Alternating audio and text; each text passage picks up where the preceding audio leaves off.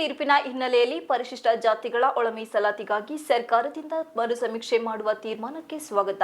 ರಾಜ್ಯಾದ್ಯಂತ ಮೇ 5ರಿಂದ ಮನೆ ಮನೆಗೆ ಬರಲಿದ್ದು, ಈ ವೇಳೆ ತಮ್ಮ ಉಪಜಾತಿ ಹೆಸರನ್ನು ಒಲಿಯ ಮತ್ತು ಮಾದಿಗ ಎಂದು ಕಡ್ಡಾಯವಾಗಿ ನಮೂದಿಸುವಂತೆ ಡಾಕ್ಟರ್ ಬಿಆರ್ ಅಂಬೇಡ್ಕರ್ ದಲಿತ ಸಂಘಟನೆಗಳ ಒಕ್ಕೂಟದ ಸಂಸ್ಥಾಪಕ ರಾಜ್ಯಾಧ್ಯಕ್ಷ ಶ್ರೀಧರ್ ಕಲಿವೀರ್ ಮನವಿ ಮಾಡಿದರು.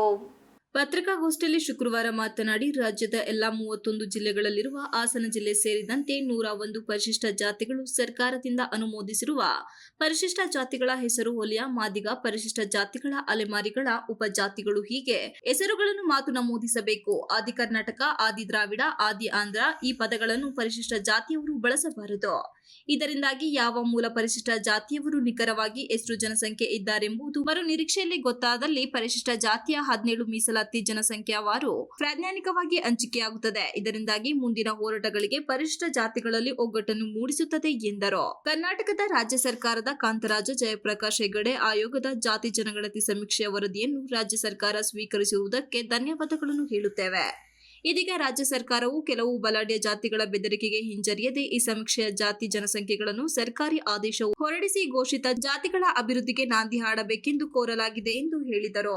ಇದೀಗ ಕೇಂದ್ರ ಸರ್ಕಾರವು 93 ವರ್ಷಗಳ ನಂತರ ದೇಶಾದ್ಯಂತ ಜಾತಿ ಜನಗಣತಿಯನ್ನು ಮಾಡುತ್ತಿರುವುದು ಸ್ವಾಗತಾರ್ಹ. ಅದರಲ್ಲಿ ಜಾತಿ ಜನಗಣತಿಯ ಜೊತೆಗೆ ಸಾಮಾಜಿಕ, ಶೈಕ್ಷಣಿಕ, ಆರ್ಥಿಕ ಸಮೀಕ್ಷೆಯನ್ನು ಕೈಗೊಳ್ಳಬೇಕೆಂದು ಕೇಂದ್ರ ಸರ್ಕಾರವನ್ನು ಆಗ್ರಹಿಸುತ್ತೇವೆ. ಶೀಘ್ರದಲ್ಲಿ ಈ ಸಮೀಕ್ಷೆಯನ್ನು ಕೈಗೊಳ್ಳಬೇಕೆಂದು ಆಗ್ರಹಿಸುತ್ತೇನೆ ಎಂದರು. ದೇಶಾದ್ಯಂತ ದಲಿತ ಜನಪರ ಸಂಘಟನೆಗಳು ಹೋರಾಟಕ್ಕೆ ಮಣಿದು ಆಡಳಿತ ಪಕ್ಷ ಮತ್ತು ವಿರೋಧ ಪಕ್ಷಗಳು ಒಮ್ಮತದಿಂದ ಈ ಯೋಜನೆ ಜಾರಿಗೊಳಿಸುತ್ತಿರುವುದು ಪ್ರಜಾಪ್ರಭುತ್ವಕ್ಕೆ ಭದ್ರ ಬುನಾದಿ ಆಗಿದೆ ಎಂದು ಹೇಳಿದರು. ಕೃಷ್ಣಪ್ಪ ಬಣದಲ್ಲಿ ಜಯಣ್ಣ ಮತ್ತು ನಾನು ಶ್ರೀಧರ್ ಕಲ್ವೀರು ಇಡೀ ರಾಜ್ಯನ ನಾವು ಪಾದಯಾತ್ರೆ ಮಾಡಿದ್ವಿ. ಅದ್ರ ಜೊತೆಗೆ ಮಾದಿಗ ಜಾತಿ ಸಂಘಟನೆಗಳು ಸೇರಿ ಎಸ್.ಎಂ. ಕೃಷ್ಣ ಅವ್ರ ಕಾಲದಲ್ಲಿ ಈ ಪರಿಶಿಷ್ಟ ಜಾತಿಗಳ ಮೀಸಲಾತಿ ಆಯೋಗ ರಚನೆ ಆಯಿತು. ಆ ಅಧ್ಯಕ್ಷರುಗಳು ಕಾರಣಾಂತರಗಳಿಂದ ಬದಲಾವಣೆಯಾಗಿ ಸದಾಶಿವ ಜಡ್ಜ್ ನಂತರ ಬಂದ್ರು. ಅವರು ವರದಿ ಕೊಟ್ಟರು. ಆ ವರದಿ ಕಾರಣಾಂತರಗಳಿಂದ ಅಂಗೀಕಾರ ಆಗಲಿಲ್ಲ. ಸಿದ್ದರಾಮಯ್ಯ ಮುಖ್ಯಮಂತ್ರಿಗಳು ನಾಗಮೋಹನ್ ದಾಸ್ ಆಯೋಗ ಮಾಡಿದ್ರು. ಈಗ ಅವರು ಒಂದು ವರದಿ ಕೊಡ್ಲಿಕ್ಕೆ ಬರ್ತಾ ಇದ್ದಾರೆ. 31 ಜಿಲ್ಲೆಗೆ ಈಗ ಆರಂಭ ಆಗಿದೆ. ತಾವೆಲ್ಲ DC ಅವ್ರು ಮಾಡ್ತಾ ಇರೋ ಮೀಟಿಂಗ್ ಗಳಿಗೆ ನೀವೆಲ್ಲ ಪತ್ರಕರ್ತರು ಈಗಾಗಲೇ ಭಾಗವಹಿಸಿದೆ. ನಾವು ಕೊಡ್ತಾ ಇರೋ ಕರೆ ಆದಿ ಕರ್ನಾಟಕ, ಆದಿ ಆಂಧ್ರ, ಆದಿ ದ್ರಾವಿಡ ಈ ಪದಗಳು ಸೇರ್ಕೊಂಡಿದ್ದೇವೆ. ನಾಲ್ವಡಿ ಕೃಷ್ಣರಾಜ ಒಡೆಯರು ಮಹಾರಾಜರಿದ್ದಾಗ ದಕ್ಷಿಣ ಕರ್ನಾಟಕದ 9 ಜಿಲ್ಲೆ ಹಾಸನ ಸೇರಿ ಈಗ 14 ಜಿಲ್ಲೆ ಆಗಿದೆ.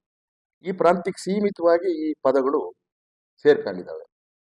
ಅದು ನಾವು ಏನು ಒಲೆಯ, ಮಾದಿಗ, ಬೋವಿಲ ನಾವೇ ಹೋಗಿ ಮಹಾರಾಜರಿಗೆ ಹೇಳಿದ್ದು ಈ ಆದಿ ಕರ್ನಾಟಕ, ಆದಿ ದ್ರಾವಿಡ, ಆದಿ ಆಂಧ್ರ ಇಂಥ ಪದಗಳನ್ನ ಬಳಸಿ ಅಂತ ಮಹಾರಾಜರಿಗೆ ಹೇಳಿ ಸರ್ಕಾರಿ ಆದೇಶ 1925 ಆಯ್ತು. ಅವತ್ತಿಂದ ಈ 14 ಜಿಲ್ಲೆ ದಕ್ಷಿಣ ಕರ್ನಾಟಕದಲ್ಲಿ ಬಳಸ್ತಾ ಇದೀವಿ. ಅದು ಬದ್ದು ಆಗುತ್ತೆ. ಹಾಸನದಲ್ಲಿ ಹೊಲೆಯರು ಆದಿ ಕರ್ನಾಟಕ ಅಂತ ಬರ್ಸಿದ್ರೆ ಚಿತ್ರದುರ್ಗ ಮತ್ತು ಶಿವಮೊಗ್ಗದಲ್ಲಿ ಮಾದಿಗರು ಆದಿ ಕರ್ನಾಟಕ ಅಂತ ಬರೆಸ್ತಾರೆ. ಈ ಗೊಂದಲಾಗಿರೋದ್ರಿಂದ ಸರಿಪಡಿಸಕ್ಕೆ ಜನಸಂಖ್ಯೆ ಯಾರು ಎಷ್ಟಿದೆ ಅಂತ ತಿಳ್ಕೋಬೇಕು ಅಂತ ಸುಪ್ರೀಂ ಕೋರ್ಟ್ ಸ್ಟ್ರಿಕ್ಟ್ ಆರ್ಡರ್ ಮಾಡಿದೆ.